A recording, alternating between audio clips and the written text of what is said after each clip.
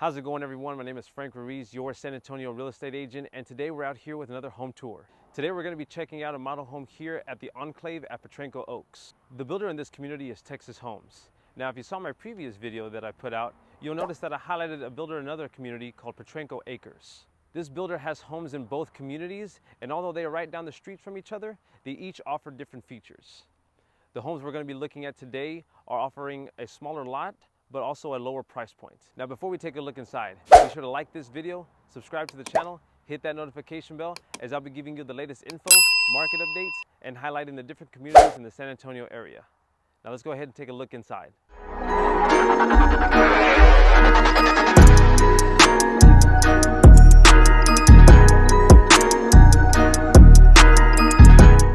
How's it going, everyone? Today we are going to be looking at Plan 2305, which is actually 2,305 square feet and has 4 bedrooms, 3 bathrooms, and a 2-car garage, which is currently being utilized as the sales office. What is great about this floor plan is that you can choose to add in an optional courtyard with an 8-foot stucco wall, which will actually be able to see displayed in this model.